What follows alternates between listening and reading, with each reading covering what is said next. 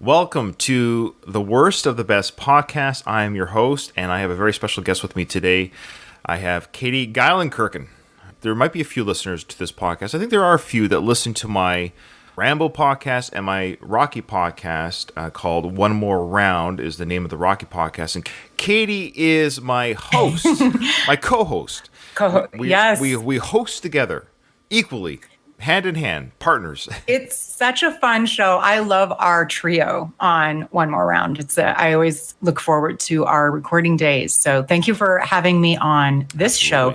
You're a busy bee there, Ryan. You've been like a little podcast fiend.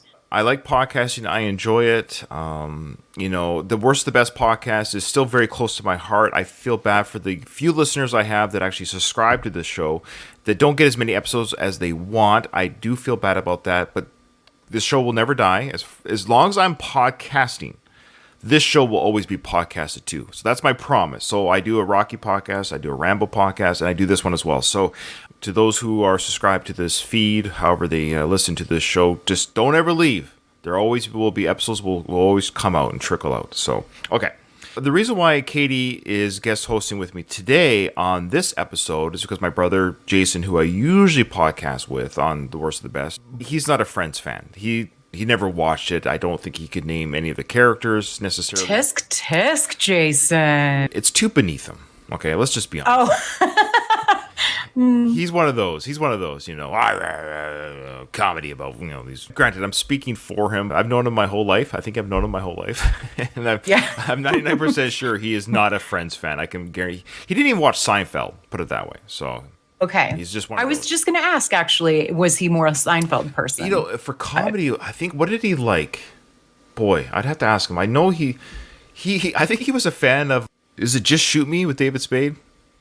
I actually really like that too. I've been rewatching some of the reruns. It's nice. Is that the one? Cheeky. Is that the one where the guy from Seinfeld's in it? The guy with the deep voice. Is that the same? Am I thinking of the same comedy? Oh, Rules of Engagement. Sorry. With Putty is Putty. That's a good show too. It actually I like that is a show. very good show. So my brother actually turned me on to that one back then. So shout out to Jason. That is a fun show. Yeah, sorry. Rules of Engagement. I love David Spade. He's so funny. I like him. Yeah. Okay. All right. Today's episode is Friends-centric, and I can see, Katie, that you are wearing a Friends sweater. Do you want to describe the Friends sweater that you're wearing? It's kind of embarrassing, actually, of a story, but Friends was on from 1994 to 2004, 10-year run. Oh, okay. I purchased this sweatshirt. It's a white sweatshirt with just the Friends logo. Right.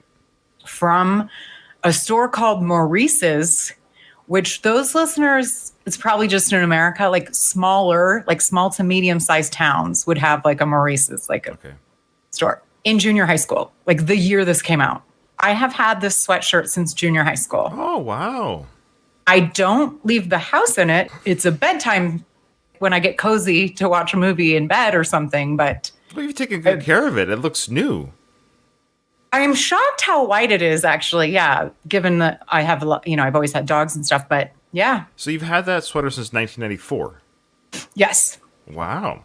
A shout out to the quality makers on that. And it looks new. I thought it was new. Okay, wow. That is amazing. That is a relic. It is probably the oldest piece of clothing that I own. Very cool. I like that. So what does this say underneath there's some like... Oh, I think it's just like the Warner Brothers copyright or something. Okay. All right, we got to copyright that sweater. We don't want any knockoffs. That's not a knockoff. Okay. Before we get into our topic today about Friends, what's your fandom with it? Did you watch it from day one? I'm probably one of the ultimate fans. Yes. I was in junior high in 94 when it came out. This was back when it was on the Thursday night lineup of NBC, which was like the coveted. The best shows were on, like Will and Grace, I think was when it came out, so it immediately caught my attention because partially it's like these are 20 somethings and I'm in junior high, so you usually kind of like the people that are older than you, and then it ran through for 10 years. So then in 2004 I was out of college, so it was my formative years, and I kind of grew up with Friends. I mean, it made these people's careers, although Courtney Cox was probably the most famous. Right. It just kept getting better and better, especially probably those middle seasons. And I own all of the DVDs. I have the is it Trivial Pursuit? There's like a Friends that's right, Trivial there is. Pursuit. That's right. So I'm the youngest of three girls, and we all just say lines just randomly out when or the rest of the people we're with have no idea what we're saying, but we do. In fact, there was my sister Megan's wedding. My other sister and I, of course, were, I think, co-maids of honor, and the priest or the officiator, pastor or whatever, was like saying something about the giving and the receiving, and my sister and I that were standing up were like laughing uncontrollably. And then later, people they were like, "What were you guys laughing at?" I'm like, "It's a Friends joke." Right. When of course, back in the '90s, late '90s, started watching. I was a Frasier watcher, Seinfeld, and I think I was like my brother Jason. I knew Friends, of course, existed. It was probably the third season, and it's making the waves, headlines. You're seeing them on all these TV Guide and magazine. This cast, right? They're plastered everywhere. And this is well before I had the internet in the home. Even back then, like I did, but it wasn't like the internet of today. Like we had the internet, but it was there's no social media, for example. So I just knew that Friends existed because I was big into popular culture. But I was like, no, I'm not gonna watch this. This is for, I don't know what I would have called them, but even though I was young, but I was in my 20s, this is childish comedy. I watched Frasier. I watched Seinfeld. I watched intelligent humor as I saw it. Anyway, so my wife, being a young, I think she started watching. I think I begrudgingly, fine, I'll sit down and watch it with you because there's nothing else to do, right? But then, I started to really quite enjoy it, obviously. And I was like, oh, this is good. And then became must-see TV for me as well. And I think I did miss a few of the earlier episodes because this was before streaming, of course, and PVRs. I mean, I had a VHS recorder, but the repeats were hard to, I didn't even know. So I did buy the DVD box set myself when they all came out. So I ended up watching the whole series before they started streaming. Now they're available to stream everywhere. I think it's in Canada, Friends is available on Crave is the app. It's like they're like a Canadian conglomerate to HBO. They kind of so it's a Canadian version of HBO Max. Okay. Yeah, it's called Crave. So you can watch Friends, the whole series. But again, I bought the DVDs not knowing that TV would ever stream. Like this was back in the day. Now I would say I have watched the series officially all the way through from beginning to end in order with all the 10-season DVD box set twice. So do you have a favorite character or for sure? I was definitely the Gellers. I was a fan of the siblings. Okay. And I like them all for their different beats. At the end of the day, like Joey was my least favorite. Okay. Because he was that tough guy, dopey. He was a fan favorite, especially I think with females, because he was the tough guy with a heart. Didn't he date Rachel for a spell? Yeah, and everyone hated that. Yeah, I did Nobody too. liked that. I didn't like it either. I was always Team Ross for Rachel. Oh, for sure. I was a sucker for their relationship, and it pained me when they broke up, and it pained me when Ross was a dick about it. Like all these things, like, oh my gosh, Ross, you have Rachel. Like, but I had a total crush on Courtney Cox. To me, her Friends years. I mean, she's still a beautiful woman. I'm not trying to be misogynistic. I'm just saying, when I was in my 20s, watching Courtney Cox on TV, I was absolutely smitten by Monica. I thought she was just a great catch, and I loved her character. And so the Geller siblings were my favorite two of the six.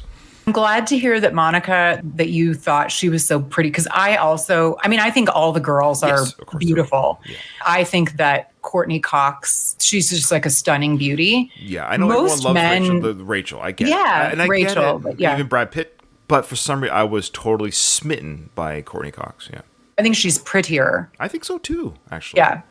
Yeah. But I'm a big fan of Lisa Kudrow, and I just think actress. She plays Phoebe. I can't imagine anyone else as her. It's just perfect. So yeah. They all did great. And then of course Chandler and Matthew Perry. May he rest in peace. Oh, sorry, not yet. Oh. Yeah. Did you watch the reunion? I can't. You know why I can't watch it? James Corden hosted it. Oh, isn't he Canadian? No, or did I make that up? That's right. He's the worst. He's absolutely the worst. I can't watch him. I must not see much of him. I don't know very much about James Corden. Yeah. Anyway, so I haven't. I still may watch it, but I've read so much about it where it was just mixed Harry. reviews. Was he? Yeah. I went to the dentist. It was rough. That's what the official byline was, but apparently he was. Yeah. And so that's hard for me to watch. I actually have a hard time watching cringe, whatever side of the politics you're on. This is kind of a side note. My brother, he always sends me Joe Biden slurring and not speaking. It's hard for me to watch. I don't care what You're side like, of the fence you're on. I just get like, yeah. oh, this is so embarrassing. I can't. I do feel bad for public figures to some degree because they can't escape the. That's what they signed up for it. They signed Yeah, up. that's true. That's true. That's true. But anyways, I just say that. So regarding this reunion, I've heard some things about. I saw the headlines, read some articles on it, and I was like, oof, I don't know if I can. It doesn't sound like it's fun. They're supposed to be fun. You were probably better off skipping it. I did watch it, and I honestly don't really remember that much. So it must have been not that good. So sometimes I think things are better left sleeping dog lie or whatever. I don't know. That's my long way of saying I enjoyed the show, love the show here. But I think the show, as it went through, it got better. The cast got better. They got into their groove. Like watching that first season, especially that first episode's rough. It did take them a minute to get into the characters. Because the writers write to the actors. This is what happens. Because the actors bring their own. Matthew Perry gets to be more Matthew Perry and all this stuff. So they become in their own more. So here we go, folks. Yes, this is our long intro. People are like, holy crap, guys, shut up. But then again, if you're listening to this because you're a Friends fan, then this should be good. Look, there's thousands of podcasts out there that talk about Friends. I'm sure there's 2 girls right now podcasting about Friends with wine. And I'm sure in all those episodes, they have talked about things that maybe have aged poorly. But that's what today's episode is about. The show ended 18 years ago. Oh my God, doesn't that make you feel? Makes me feel old. Well, it makes me feel old. It's crazy because it still seems like a newish sitcom to me, but it ended 18 years ago. 18 years ago. Wow. And a lot has changed in our world. I'm going to give a little bit of a preface. I'm 47 years old. I'm white. I'm a male. I'm straight. I'm married. I'm boring. Well, you hit the lottery, didn't you? Yeah, I know. I'm your boring demographic. When I saw this list that we're going to talk about, I never felt the things that people have curated over the years of why Friends has aged poorly. So when we go over the list, I understand what we're about to say. I just want to kind of like, I don't want people to come at me, some of my friends who listen to the show, you're woke and you're, no, stop. It's not that. But I'm also not 20 anymore. I have matured in my years, and I've matured since this show ended. I see the world differently than I did 20 odd years ago. Absolutely. So I admit, when this show was on, like all the other millions of viewers, I don't remember any hate mail or letters to NBC saying, why are you doing this? But this is going to be very interesting to kind of go back a little bit with 2022 goggles on and say, hey, yeah, they probably wouldn't write a mainstream television this way today. And it's always been this way. All in the Family was this way. Married with Children today. So you go back to any sitcom that was popular in its day. Yeah, the world changes. The narrative changes. So I just want to keep that in mind that this isn't Ryan and Katie saying, "Durr, this is terrible." But we are going to talk about the things that, it has aged poorly in the sense you probably wouldn't write a major NBC sitcom this way anymore with these points that we bring up. Is that fair? I fully agree. The only constant that you can count on in life is things will change. You got to roll with the punches, and we are using today's lens on things. It's a little different, but then I don't think a lot of times there's ill intent behind things, but you couldn't do some things now. I'm starting to rewatch Buffy the Vampire Slayer. Is one of my favorite shows growing up as well. Or not even growing up, I watched that as an adult because, again, it came out in 1996. Really? I've actually never seen it. It's a great show. I love it. But I loved the Christy Swanson movie. The show is much better than that film. I'm a big Buffy fan, and so I'm rewatching that series all the way through for the first time as a rewatch. So I'm actually listening to a podcast called The Rewatcher, and it's based on, there's 2 girls, and one hasn't seen the show, the other one has, and it's really kind of cool. Oh my God. It's one of my daily, they have a true crime podcast that I listen to, and that's how I know them. Yeah. They are good. And they've talked about the Buffy. I haven't listened to the Buffy one, obviously, because I've not seen it. Yeah, they just sort of started. I would recommend, side note, if you want to watch Buffy and you're a fan of these hosts, that I would recommend doing a watch-along Buffy, listen to them. They're handling the show quite well. I say this because one of their segments in their podcast is, they call it, did this thing in the show episode, whatever it is, age like a human or age like a vampire? And that's cute. It is very clever. I got to admit, that's very clever. The idea being, did this age poorly, or is this okay, like vampires live forever? So this didn't age poorly. And this is a 90s show as well, so it's about the same area of time. A lot of stuff did not age well. It's not just Friends, is what I'm saying. It's Buffy. It's any show that came out in the 90s, early 2000s. So you're going to have this issue. Okay. Yes, agreed. Our show, of course, is the worst of the best. So what we do is we've taken, I guess you could say, the best things or the top things that have aged poorly, and the episode, independent of each other. We don't know our answer yet. Do you want to pick the thing that is the most, quote-unquote, worst offender, or the Yes. thing. Okay, I agree. Right? That's kind of Yeah. what I was like, the Yeah, thing so that these are the aged. best offenders. These are the Yeah. best offenders. So which one is the worst of the best offenders? Yeah. Okay, all Yeah. right. All right. So this isn't in any order. So number 1 isn't going to be our pick. These are just 10 things, random order. People might think the first thing that I'm about to read is the worst thing, but we'll find out. Here we go. As you know, Katie, one of the most recurrent gags in Friends is the fact, this was the early seasons too, is the fact that Ross's ex-wife, Carol, is a lesbian. The series, though, did do a decent job, I think, or actually did a good job, especially in these early days of TV, portraying a healthy lesbian couple. You know, they're raising a kid, they're having a kid together. So they were actually, in many ways, ahead of the curve, showing on primetime TV, here's Very a much lesbian so. couple, having a kid.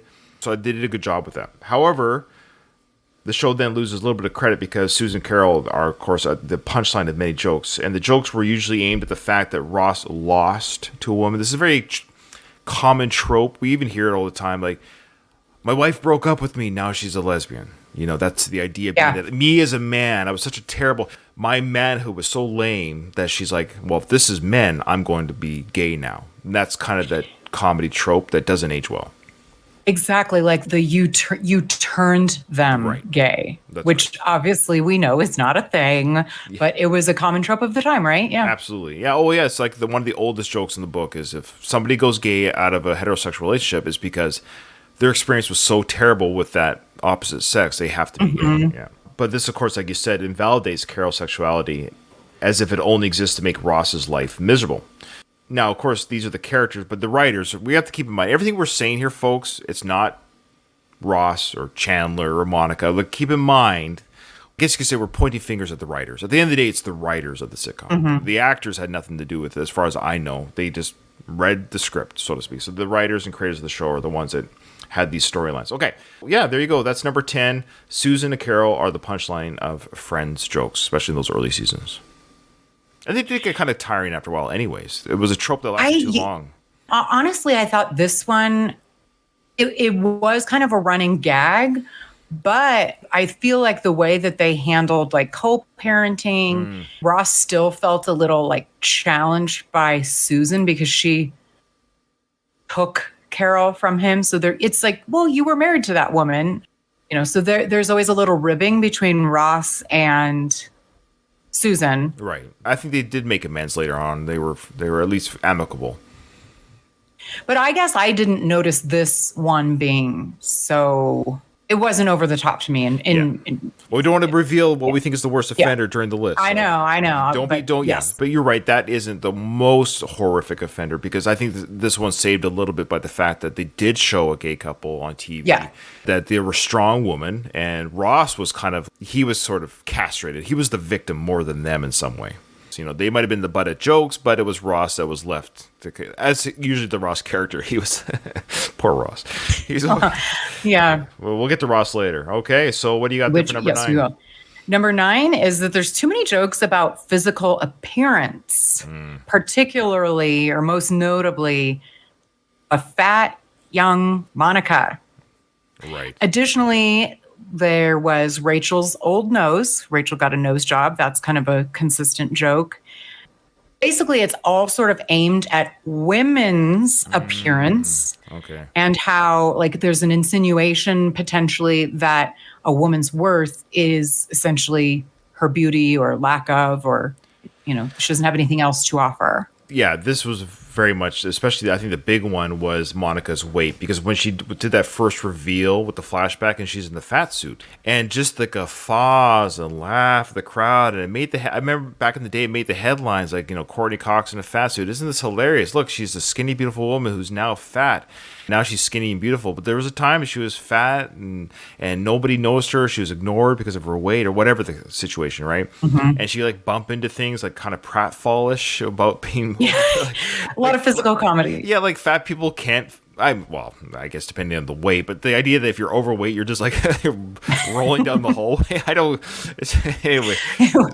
Well, yeah, I don't know what this says about me, but I found it always freaking hilarious. Well, it was played off very funny by Courtney Cox. She did a great job doing it. Like, this is the problem. It was funny, but does it age poorly?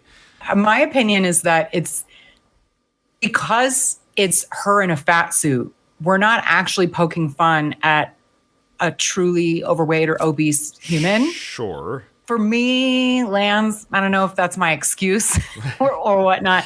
Because you're laughing. This is the problem. You're laughing. Look at Austin Powers. Remember Austin Powers, the movie trilogy? Yeah. Fat bastard. Yeah. You know, he's crying. It's a fat suit. It's a fat suit. Michael Myers is in a fat suit. And the whole joke is how he's fat because he eats. What is it? I'm depressed because I eat, and I eat because I'm depressed. Well, in the jokes, there are a lot of like Monica, when they tell their parents, the Gellers are hilarious. Like, right, the actors, the parents are good. Hurricane whatever didn't break the porch swing, Monica did. Or why are we always hanging out with that Russian or Ukrainian kid? Because this mom put mayonnaise on everything. Like, she ate all the Girl Scout cookies. Right. Or, so there's stuff like that. But it was played because she is so opposite of that. Courtney Cox herself was known, especially at the time, as being, I mean, there were a lot of articles written about why are the Friends girls so skinny? When it first started, Rachel was like a normal looking woman, and then she lost 30 pounds. They did lose weight. Yeah, I've seen Rachel's face or Jennifer Aniston's face in the first season. It looks like baby fat on her face, it looks like still. Yeah. I mean, she lost like 30 pounds, which is a lot for someone of her stature, but those two particularly at a certain point, that was the time, the 90s were a time of wafy thinness. Right. There was even this fat, the physical comedy, particularly Monica being fat. Did you ever watch Beavis and Butthead? Oh, yeah, of course. Are you familiar? There was I don't know why it's the dumbest show ever, but I thought it was hilarious when I was 13 or whatever. And there was an episode where they were watching Friends, I think, and they were making fun of the anorexic. Like, why are those Friends girls so anorexic? And that's something you couldn't say now. No. I mean, you shouldn't poke fun. Yeah. So essentially, these are real problems that humans have, and we shouldn't poke fun at it. And obesity, let's be honest, is an issue that, excuse the pun, it's gotten larger. Sorry. Indeed. Yeah, it's just gotten bigger. Okay. This is a touchy one. Yes, there's a lot of touchy ones. We are in a movement, which is good, I think. We're in a movement of body positivity right now. Yeah, we want to be clear. Shaming anyone for anything, that's not what we're talking about. Education about health is another topic. You can be healthy and not super skinny. Of course. I think what we're saying is there's an extreme component that you wouldn't see on any TV show, even now. Sometimes I think it's possible for people to try and spare feeling so much that the pendulum swings that you can't even recognize, hey, you could die. Like, this is not. It is. Like, if you were smoking 2 packs a day and I said to you, hey, just so you know, you might end your life early. Now, if I say that, am I misogynistic? Or am I concerned about your health? And exactly. We're so afraid because weight is a physical thing. I get it. Yeah, but if somebody it's a touchy one. It's so. Let's say underweight's the same thing. That's what I'm getting. You're right, anorexia. Yeah. That will also kill you. Undernourishment will kill you. People die of starvation, so it does kill people. Overnourishment will kill you. Mm-hmm. They have physical indicators. That's when you're extremely underweight, like anorexia. It's also, they're both mental health issues to a degree as well. Yeah. But, for sure. Yeah. But people are saying, hey, this is a physical indicator that your body is in an unhealthy state. If you have cancer, I would recommend chemo. If you are a smoker, I'd recommend to stop. If you overdrink, I'd recommend stop drinking. If you overeat, I'd recommend cut off the sugar and carbs. But if I say that... It is interesting. And so with the 90s, it was the age of the supermodel and, all of the beauty magazines. And I was obsessed. I was obsessed with weight, unhealthily so. That's right. Absolutely. So I think we've moved in a, because you always compare yourself. I'm like, well, I don't have a 22-inch waist. I must not, there's something wrong with me. Right. Your value there you go. Perfect. Yeah. Your value as a human is not dictated on your looks. So there you go. So we want to make this clear on our show. Boy, we're going to get the hate mail is going to. Yeah. What I'm trying to get at. I have kids and I care about them, so I want them to be healthy. That's all it is. Mental health healthy and physical health healthy. Absolutely. Balance in all things. That's all it is. Balance. All right, boy. Well said. Well said. We're all over the place. Well, this is it's touchy. The topic, the 10 ways that something ages poorly. Oh boy. that's just the way that it is. Like, again, it's things do age poorly. Well, this So one might be what's a up little- next? Well, this one might be a little bit less controversial, so to speak. This is that Ross is a quote unquote nice guy. But is he? So one of the central storylines of Friends is the will they or won't they relationship between Ross and Rachel. From the very first season, these two characters share a mutual attraction that grows into love, but is often disrupted by the drama throughout the show that carries their relationship throughout the episodes. But as we know, spoiler alert, in the last season, everything is happy for them at the end. But when you rewatch the series, or if you take a look back at your memory banks, we start to notice that Ross's attitude wasn't exactly that of a romantic hero. He might even be considered a red flag. He's often jealous, extremely so, throws tantrums when Rachel interacts with other men. He's also maybe misogynistic himself because he believes he's better than other people because he has a PhD. He often talks about his PhD. Again, it's comedic effect, the way he is. Thoughts on Ross maybe not being such a nice guy?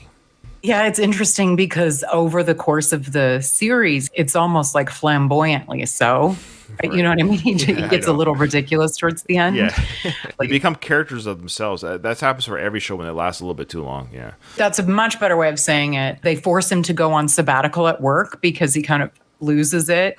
I think early on, Ross maybe was more of the sweet, nice guy. He swoops in, especially that scene when he gets Rachel, essentially, when they were watching the videotape of prom, and he thinks that her date stands her up, and so he swoops in, and then her date does show up, and so we're heartbroken. Right. But then she gets up and goes to kiss him, and we're like, "Oh, sweet." And the crowd. But as time goes on, I really don't think he is that nice. He's condescending and full of himself and possessive. If you look for these things, sure, but it's kind of a running thing. We're to the degree, but we're saying on the surface, you want to talk about surface things, maybe he's not as nice as we once thought. If you look back at his behavior, Ross might have needed some therapy. Yes. One of the things that's not listed, I don't know what category it would fit in, but he's one of the things they poke a lot of fun at is his, he loves to get married. He gets married, like he's been married 3 times was it or 3 something. Times? But yeah, Carol, Emily, and he does end up marrying Rachel, doesn't he? Yeah. Emily was the British one, right? Yes. Yeah. And didn't he say, "I take you, Rachel"? Isn't that what the big thing was? Yeah. So they immediately were on the outs. Yeah. That was, should I get up there? To this day, because I've been married before. I'm on my second marriage. Our 13-year anniversary is coming up, by the way. Congrats. Every now and then I'm like, I just got to make sure I say the proper name. It still haunts me. I have never made the mistake, but even after 13 years of marriage, you're always just like, don't want to say your first wife's name. It's every now and then it happens. So I just usually don't say my wife's name. You know what you should have done? You know how some people marry or date people with the same name? You should have just got somebody with the same name. I should have found it. Yeah, no kidding. I'll get her to legally change her name to my first wife. There you go. I'm sure she would go for that easily. She'll be like, yeah, I'm all for that, Ryan. Yeah. Sure. The next one, let's see. Ross is a nice guy. And then 7, there's a misunderstanding where Ross kisses Monica, his sister, by mistake. Right. But the reason that this ages poorly is that he thinks he's kissing a sleeping Rachel. So there's a flashback scene of them like in college, and Rachel and Monica must have come to visit Ross and Chandler. He thinks that she's asleep under a pile of coats, and he kisses her. So it's not. So it's hilarity because he kisses his own sister. But what ages poorly is, hey, is consent a new thing? Like you can't just kiss. You can't just do things to an unconscious person. Yeah, consent. So his intent was consent. Yeah. So the joke is it's his sister. Ha ha ha ha. But behind that is, had it been Rachel, he would have kissed. Either way, he still kissed his sister without consent. They both age poorly. Yeah. But the show does not explore this. It's funny because, it's funny on the show. They don't explore the fact that he didn't get permission, even if it was Rachel. Right. Now, was she asleep because she was tired, or was she drunk? I don't remember. What was the idea? Either way, she was probably drunk, but she was probably drunk. Of course, either way, it's not. I'm just curious. I just don't remember the storyline. I just don't. I think I think he thinks it's there at a party. Sure. So she was quote unquote dozed off, or as they say, passed out. Passed out. Oof, so that's that's so not good. No, that's actually really kind of bad. Oh boy, yeah. When you really lay down, like I have a daughter, or of course my sons too, but let's be honest, usually it's men that do this kind of shite. So if my daughter was asleep or passed out and some man kissed her without her, I would be livid. This is tough. Oh boy. It is a rough one. And also kind of, again, like a lot of these things are just of their time. There are a lot of jokes. I don't know if they still happen. I'll have to think through examples of even married couples. Though there will be a joke on TV about, well, at least he woke you up first. Like, right, yeah, whoa. Right. But it's like marital rape is the thing. Like you can't just, Of course it is. Yeah, you don't have a license to assault your wife or spouse. Yeah, so it's like, wow, like consent, please. We would very much appreciate that. So the next one, this one's a little bit, not to say tricky, but this one remind me. So Chandler's dad, was he just a drag queen, or was he an actual and I get confused about this. This is my ignorance. So please, people who are listening, I'm not making fun. I'm not making light. Did he the character transition to a woman, or was his dad just a cross dresser / put on the makeup hair? You know what I mean? Because there's body transitions through medical procedures. Was he considered just a quote unquote drag queen, or did he identify as a female? I can't quite remember the status. Well, I think that's part of the challenge is that Chandler's dad is a performer. I hadn't remembered it, but it's Helena Handbasket, which is hilarious. That's her name. Helena, now, like Helena. Did Helena. they refer to the character as she? And this would have been early. I mean, what was the identification of the pronoun with Chandler's think dad? So. I can't remember. I think part of the gags are that it's they sometimes do and sometimes don't. Like it wasn't. The pronouns wasn't like a whole thing, but they go to her shows. Like she is a performer, but then they do sort of conflate. I think that's part of it, right? Like it's not explored. If Chandler's dad in like a ordinarily life is a trans woman or just a man that is a drag queen. They don't explore that. Yeah, that's the problem I think you and I are having right now. So Friends, the show, simply assumed that drag queens are trans women. They tied the two together. They are separate.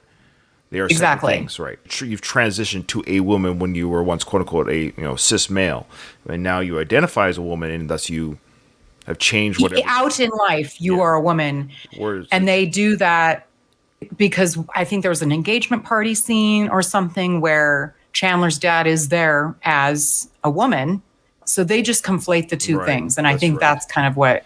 And there's a lot of jokes about it, like many jokes about it. Yeah, so the character Helena Handbasket, played by Kathleen Turner, who played by a female, a woman, quote unquote, outside the show, an actress, a very famous actress, Kathleen Turner.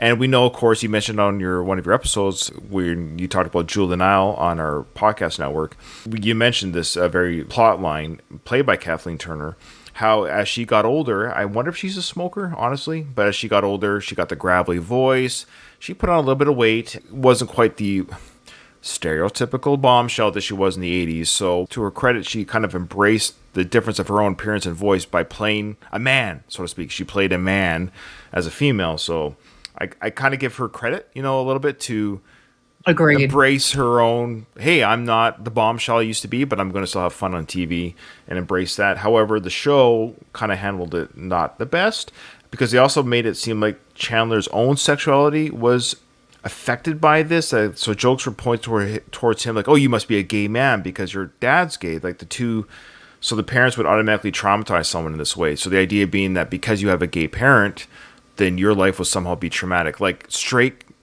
parents have never caused trauma to their children. Exactly.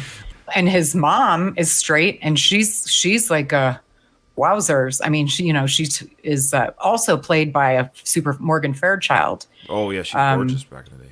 Friends, it was just funny because that's hilarious. Yeah. Chandler's parents are Morgan Fairchild and Kathleen Turner. Yeah. Hilarious. There's just a lot of jokes. One that I can think of is Rachel has not met Chandler's dad before. And there's something about sometimes they're like, oh, I want to keep my parents apart because they fight or that seems to be.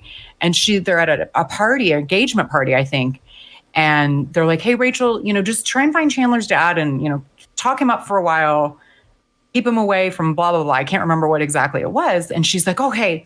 And then so she's meeting people at this party and she meets a woman named Amanda, who is, again, it's like kind of your stereotypical, like butchy type woman. Right. That like a bigger statured too. And so with a deeper voice. And so Rachel thinks this actual woman is Chandler's dad.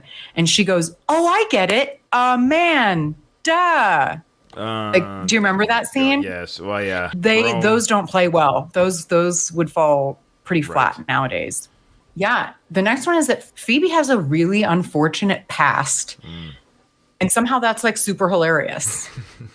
She's homeless, we learn, has encountered crime, both on the giving and receiving end of it. Right. She didn't go to high school. She didn't ever have a bike growing up. She didn't know her dad. Didn't her mom commit suicide? Hilarious. She has an estranged twin sister. Exactly. So like Phoebe's life has some super heavy stuff that she's dealing with. And it's just a running gag. While Lisa Kudrow played it very well. Excellent. Right. Her friends don't really address all of that heavy stuff and acknowledge it. The only thing I can think of that they really do is when Ross buys her a bike when he learns that she never had a bike. Right. Do you remember that? And she doesn't know how to ride a bike.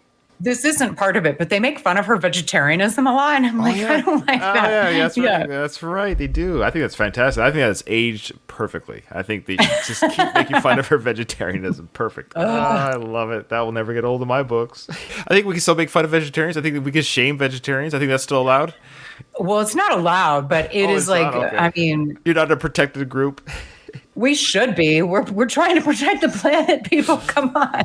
I'm not going to be here long enough to worry about it. Don't you like that one? Okay. You even have kids. Who cares? I'm not going to worry about them either. Okay. All right. So what do you have any additional thoughts about that? Regarding, it's funny. That was an interesting one that was on the list in general. But fair point. Again, we're talking about our mental health. We're talking about, we're looking at a comedy show in a real world situation. But however, I mean, a lot of young people watch this and there's no real discussion. Like Phoebe seems to be adjusted enough. I mean, she's weird, she's quirky. We get that. That's her character. She's weird and quirky, but she's also very sweet and kind. And so I don't remember, do we learn how she got through this? Do we learn how she overcame this? Do we learn why she's able to hold a job and pay rent or have friends and have her own social life and love life? How did she get through this mucky muck? So that might have been an interesting, had the writers said, hey, we got an opportunity here to teach kids or people who are in these tough situations, who parents do commit suicide, people who were mixed up in the wrong crowd and crime, or maybe give a little bit of indication how this character became part of society in a healthy way. We don't even really learn how, because she's sort of the outlier of the group. I don't even think we learn really how they all became friends. She must have been a neighbor. Did you hear the rumor, the conspiracy theory about her? You probably have. What? That she's still homeless and all these things, and she's created this whole world in her mind. Oh, I have not heard that. I can't be bothered with those things. That answers your question. How did she become friends with him? Why is that? Because she's outside the coffee shop homeless, and she created this world with the characters. So when they come into the coffee shop, there's just 5 of them. Hilarious. No, she was originally roommates with Monica, but we don't really understand how they met. Oh, okay. These are people that watch it more than you. That's that's like, sure. I mean, those are like fun conspiracy theories that are just harmless. Like, what if? Right. And it's like, wow, I have not thought of that. So number 4, power dynamic relationships. So throughout the series, of course, they had many relationships. All the pairs or all the characters had different relationships, different pair-ups. However, there was a power dynamic, which I don't remember thinking much of it, but so if you work in any kind of like business or schooling, you're probably not allowed to date a college student. So Ross dated a college student. Rachel had a relationship with her younger assistant. I guess kudos to make her the older and him the younger, but he was so naive and stupid, and she took advantage of that. You could argue. I mean, that was kind of the thing. She was intelligent, smart, and he was so dopey. And then, of course, Monica dated her wealthy boss, Pete. So there was this power dynamic, which played for comedy, but in real world situations, these are problematic. The issue isn't what the age difference necessarily, because even the college student was of age. Right. But it's that what's interesting, there were some famous scandals, like the Bill Clinton, Monica Lewinsky scandal happened in the mid 90s, maybe. Yeah. So that was a famous one. There's a lot. I mean, sadly, it's very common still, because partially that's how a lot of people meet, is at the work. Workplace. Yeah, well, that's where they are. They're at school, they're at work, whatever. Yeah, it happens in Hollywood, I'm sure, all the time. Director and big time. It's a tricky one, but it's like, so yeah, this one isn't as problematic for me. It's just, I guess, tread lightly would be the advice. As long as it's allowed in your workplace and it's consensual, then at the end of the day, then just tread lightly. Okay. I do feel like that's common in a lot of workplaces. It's the declaration. However, and I believe in the Friends situation, there was actually a rule against. In the Ross situation, I think there was a rule: you cannot date a student. So they were actually, yeah. Schools, I would say yes, for sure. You probably can. I would say maybe in hospitals, doctors and nurses. I don't know how it works. I watched the ER and there was a lot of hooking up in that show, so maybe not. Yeah. All right. The next one is just generally speaking, mocking femininity. Right. Which I think is common in the 90s era sitcom. It's a trope about there's this traditional gender roles, and that men with feminine traits, particularly in this case, Chandler is the butt of this a lot. Right. Like just generally Chandler being more sensitive. Chandler's middle name is Muriel, which is made fun of. Him wanting to watch on Thanksgiving the Macy's Day Parade and not watching football, but he doesn't feel comfortable saying that with the guys there. He can only say it if the girls are there. And then later in the show, when there's a tangent, I kind of want to go off about all the guests, the amazing guest appearances, like all the people. But Giovanni Ribisi, who I love, he's so great. He plays Phoebe's. He marries that older woman, Deborah Jo Rupp from that 70s show. That's right. Yeah, so they get married and can't have kids. So Phoebe has triplets for them. That's right. And they'd given them names. They let Phoebe name one of the babies. Phoebe names the baby Chandler. And Chandler's a boy, like when they sonogram or whatever. And then when the baby's born, there's a famous scene of Giovanni Ribisi coming out saying, Chandler's a girl, Chandler's a girl. And Chandler is like, oh God, like this, flashbacks to his like boys' school days of being made fun of for being a sissy, so to speak. So I think we've gotten better at appreciating the sensitivity of men, and like we're blending gender roles more fluidly nowadays, and back in the 90s not so much. The other stuff was that Joey starred in a lipstick commercial. Oh yes. And then Ross had that high-pitched scream. Oh, that's right. There was a Japanese lipstick commercial. That's right. I'm like, oh, I forgot that there was some more. And then Ross, there was a scene where they watch home videos of him dressing up in his mom's clothes. That's right. Like, and he played a character named B. That's right. So now, I will say one like, show that I love, we talked about at the beginning of this episode, was Frasier. And Frasier, they tackled this but that was the thing, is that was their whole thing, was the two men were completely straight. It was every now and then it came up, like I think it might have happened once or twice in the whole series, where like, oh, you're not gay type jokes, because they're very, the way they talk and they enunciate their words, and they have their little wine and Chardonnays and their dinners, and that's what makes it so hilarious, is how dainty they are and how proper and prim, the way they are uppity, but they act sitcom-y. Like, are you guys straight? But that's what we love about it. But they get away with it. I don't think it ages poorly. I don't know how to explain, because I've watched Frasier a few times as well. In the Friends, they would just go out and make fun of it. But the idea of the brothers in Frasier is the dad. That's kind of the joke. The dad's like, I think it was a couple times, I thought I had two sons, not two daughters type dialogue will kind of come up. But I don't know how it feels different with Frasier, but somehow they get away. I think maybe it's the acting or the writing. They seem to kind of get away with that trope a little bit, that the men, the two sons that the cop father had, aren't manly. But the father is. But the father's this manly cop, which you could also, that's just his time and age, right? Think about how old he was back then, and these men were men. But then Frasier explored that idea that you can still be a man and be straight, but enjoy opera and theater, the finer things, things. And so that was so they did it. they made fun of it per se, but at the same time they showed that these are they're definitely men who love women, but they like those finer things in life because they talk about outfits and that dress looks great on you. The way they acted at dinner parties and stuff. Anyway, I can talk about phrases. That's funny that you say that because I can recall, and people might not be able to put their finger on it, so to speak, but there are people, probably, I don't want to stereotype, but maybe an older generation, Martin's age perhaps, that didn't enjoy the show because of that. Oh, maybe. I wouldn't be surprised. So Frasier was probably maybe ahead of its time. Yeah. Perhaps. Yeah, maybe. Yeah. Stand by for the reboot. It's coming out. Not reboot, but is it really? Another season. Another mini season. Yeah. Are they all coming back? No, so it's going to be another, like, how Frasier was in Boston. Then he went to Seattle. Now he's going somewhere else again. So it's going to be a new cast of characters around him. Yeah. Oh, I don't really like that. Well, but I wasn't a huge fan. I'm a huge fan of Frasier, but I will say this: they got away with it from Cheers to Frasier.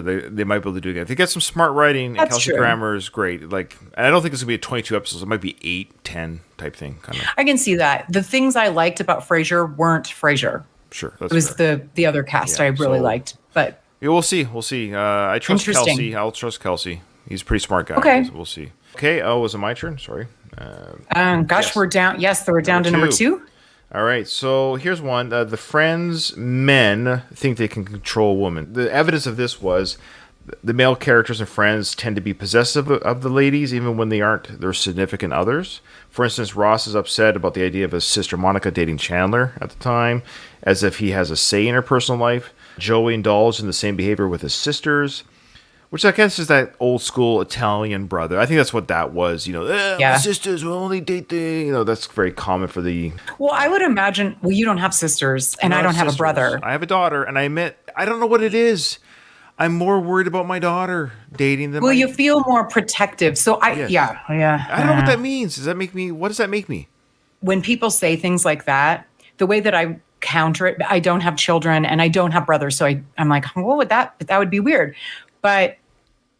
I think it's really important, considering that we talked about consent a little bit ago, is that there was a long period of time where people didn't feel like they had to worry about their sons because women were always the victims of a man's whatever. So I feel like when someone says something like that, it's like, I get that knee-jerk reaction, but it's just as important to teach your sons, of course. Just people in general, of course. To be respectful, like how important consent is, and women aren't there for your pleasure, for your whatever. Like you need to value them and blah, blah, blah. It's becoming more common for parents to have those conversations with their sons. Don't feel like you have to do anything. That's right. That's right. Don't feel pressure. I know how guys think because I am one. Since the dawn of time, women have been the prey. Right. We've put all of the onus on a woman to protect herself, to be from the predator. And it's like, hey, how about we just tell guys not to be shitty? And we're getting better at that. So this is something we are doing better at. I think education in this area, I'm totally for. Absolutely. All right. So I know the characters are coming from a place of caring and protectiveness, but they have to allow the woman to be like, I think I can handle my own relationships. Yeah. So fair. All right. Last one.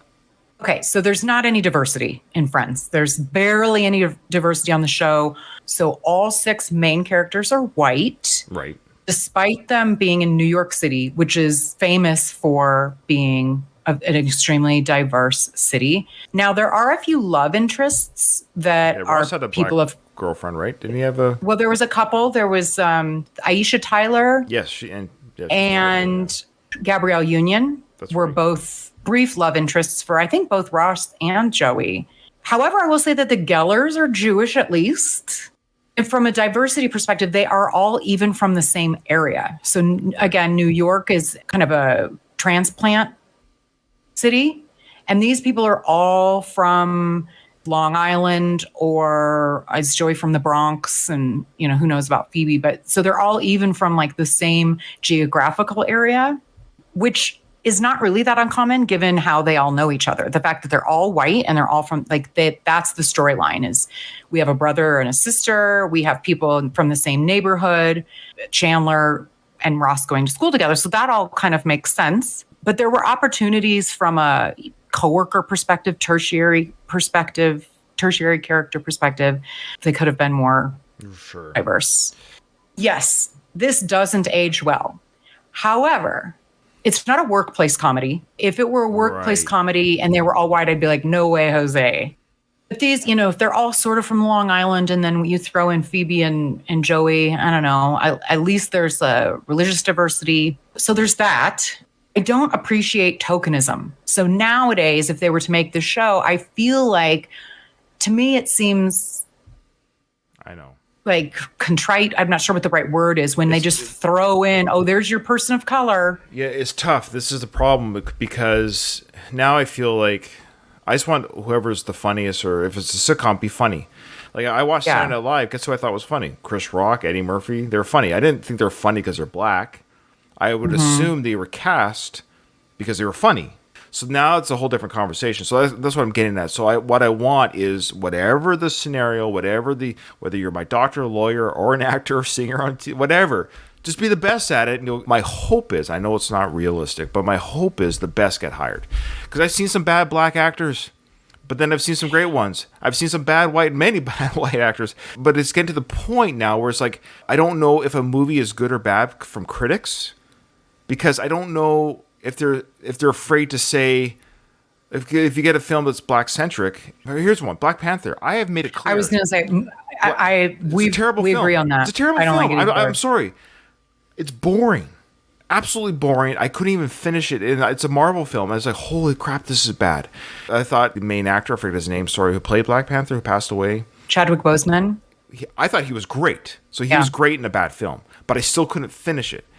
It had nothing to do with whatever, but I'm sorry, but that's the thing. But then some of my favorite actors are black. So I don't want to. I don't have to defend myself. I hate that, but that's what it means. I say that I don't like Black Panther.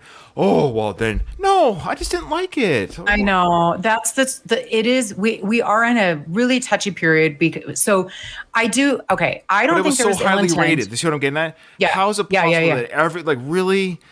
I know. Like, come on, it was better than Endgame, and so give me a break. I think it makes sense that just based on their backstory, that they're all white. I do think what they could have done, it doesn't make sense because they're in New York City. So Denver's pretty white. So if you did a show in Denver and you went to a random cafe, there'd still be people of color, but not as many as the random cafe in, I don't know if they were in the East Village. I can't remember where they are. But it does seem there should have been more of the coworkers, more of the whoever just that they encounter be, of a diverse background. Here's an example of where it didn't feel forced. King of Queens, one of my favorite comedies of all time. Love King of Queens. Deacon, Doug's best friend's black. Mm-hmm. And it never felt forced, and but they did do some like black humor jokes, like the idea of race came up. But here's a show that started in the late 90s, early 2000s, and that was a great example of they got the best actor for that character. Their chemistry was awesome, and it never felt forced. I'm like, oh, of course Doug has a black friend. No, it felt like a natural friendship. So great. Yeah, so that's what I like when you do have shows that are able to have the diversity, and it works, and it doesn't feel like, oh, we have to do this. So I think King of Queens is a great example of that. I don't like it when it feels forced, and there's plenty of from a perspective of this not aging well. I think there are still a ton of shows, and I think that's the complaint, is that there's not as the representation, like you said, of 100 people in any given city or whatever. So a couple of examples. Another one Big Bang Theory, huge show, right? Yeah. Except for the one, of course, the Indian, whatever. They're all like science nerds, right? So it's similar, and they're in LA, which is a diverse city. So, and that's a current show. A show that I thought did a phenomenal job of this is The Wire. Oh, I love that show. In Baltimore, which is one of the few cities that is black. Yeah, in America, and it represented that. It was represented accordingly. Yeah, I thought Yeah. And they addressed that in the show too. The way, like that's a great example of the reality of that geographical location is what it is. So it was represented accordingly. Yeah. Okay. Wow. I don't know if we're going to be canceled or praised with this episode. I have no idea. Oh goodness. Well, Oh and I my. can only speak to my own background. And I only have my own background to go on, my own upbringing, and I'm learning and I'm trying to get better too in my own life. And when I watched this series twice in a row, none of these things occur to me. So I'm glad that we have a conversation about things. I want the world to be better. None of these things I want more of. I'm not reading this saying, I wish they had more non-diverse. I don't want more. I want things to be fair, equal, but also I want the best at whatever it is. The best writers, the best actors, whatever it is, whatever the pool of people is. The Friends writers and the people behind the show, they are top notch, high caliber. And They've they're worked on white. lots of other things. They might have Yes, a hard there's time writing. Yeah. Like I would have a hard time. Hey Ryan, go write a Chinese story. I don't know their culture. Well, I don't think know the their argument background. would be, why don't you hire, add a but that wasn't the goal of the show. It's like sometimes there are shows where the goal is different than this. And it was the 90s. And there were some missed opportunities, Yeah. but overall, it is super white, but And these are just 10 things over 10 seasons, so that's 200 Yeah. plus episodes. It's not bad. They weren't perfect in predicting 2022 or 2023's rose-colored Exactly. glasses. And it's still an enjoyable show. I think I'm going to have to give it another rewatch. And every sitcom has things that don't age. Like, again, Buffy. I'll bring Buffy again. There's things that age terribly in that. I'm just watching the first season right now. There's a lot of cringe. Like, oof, you wouldn't say that today. we're only talking about cultural aging, really. But what I notice more, again, I know the only way I'm not unconventional, the only minority group I'm in is that I'm a woman. Right. But I still kind of hit the jackpot as well from being born with a lot of privilege. Right. So I have that lens. But what I notice when I watch old shows like this is like more the technology. Right. There's a lot of comedy scenes about, calling and missing someone or like somebody has to take a message or Yeah, it's funny. so things like that I notice more so. Yeah, I do that all the time. Things that will be solved with a simple text. Yeah. Yeah. All right. Yeah. Wow. This is a supersized episode. This is like I mean, Friends is big. Friends is like I said, there's you a know, whole podcast dedicated to the series, and we're doing one episode. So yeah. all right, here we go really quickly. Susan and Carol are the punchline of Friends jokes. There are too many jokes about Friends characters' physical appearances. Ross is a nice guy. Ross's misunderstanding of consent led him to kissing his own sister. They focus there on the consent issue. Friends makes fun of Chandler's drag queen dad. Phoebe's life is full of dark details that are never resolved. Friends has several problematic power dynamic relationships. Friends mocked femininity. And Friends, men think they can control a woman. And lastly, there is barely any diversity on the show Friends. Okay, so you are my guest. Which one do you think is the worst offender? Which one do you think is aged the worst / boy, if you could go back in time, you would rewrite or change that one thing? There you go. What would you change?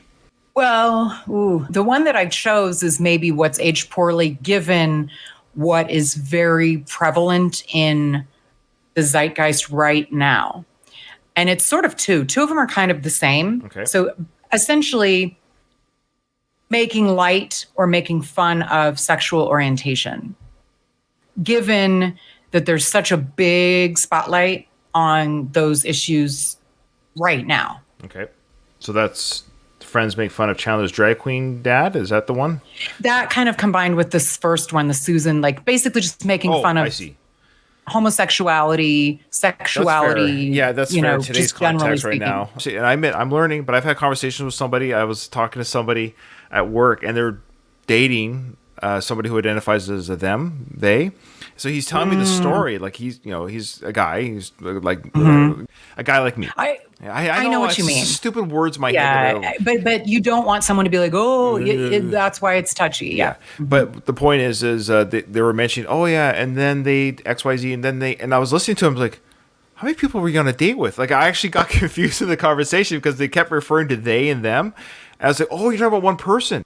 To their credit, they didn't change any of their dialogue to me, but I was like, oh, I got lost in this. So I'm still learning. I'm still learning to hear the conversation. As I think most people, us old people, that would trip someone up too. And sometimes, it's just like the context clues. Even the podcast that you were talking about with Buffy, I'm pretty sure one of them is engaged to a he, him, that he was born female. Oh, really? Pretty sure. Yeah. Oh, okay. They haven't mentioned it on the Buffy show yet. So, but good to hear. Well, the they don't background. explicitly, they just talk about that she's gay now. Okay. They don't explicitly like talk about it, but you pick it up. But Yeah. she's engaged. So the jokes about sexual. So that's mine. orientation. What's yours? Yeah, well, I'll just say the consent issue. It was an innocuous thing. I might say, oh, it's just a kiss. That's not what I mean by that. But I mean, it wasn't like full on. Like it looks. There are levels of assault, just like there's levels of physical assault. There's levels of sexual assault. So I would say yes, an unconsented kiss and all things that are not consensual is a big red flag and a big no. Educate your children, folks. Educate yourself. Obviously. No means no, yes means yes, and make sure they're sober. You got to make sure if they can't drive a car, I don't think you can give consent. Maybe I don't know what the rule is. I've been married too long. I don't know what the rules of dating are. But I have never kissed a girl that was not sober. That's my rule. Consent, and consensual, and that one. Yeah, that is a better one. I think you're right. I think you're right. I think there's no right or wrong answer, but I think it's just that today's narrative fits yours for sure. And then generally speaking, yes. Laughing at like, he kissed his sister, but the joke shouldn't have been that. The joke should have been, I can't believe he's trying to kiss Rachel, who's sleeping. Like touching somebody when they're not there is wrong. Like you're not supposed to touch really anybody. I'm not aware of you touching me. That is a big no-no. So that's a big no-no. That could be triggering even for people to listen to this episode. So yeah, we got to be careful. So yeah, don't touch if you're not giving consent. Agreed. All right. Well, thank you so much, everyone, for today's episode. Katie, thank you so much for this big one. And again, I know. We'll be like, okay, everybody, like, go easy on us. Yeah, go easy. Yeah, we're stupid. We don't know anything. We don't know. But Friends is a fun show. Go watch it, everyone, if you haven't already. So good. It really is. It is a good show. It's fun. And thank you so much. Remember, in front of every silver lining, there's a cloud. And today it was making fun of your sexual orientation or those who are different than you, and non-consensual kissing. Gamma Gator Productions.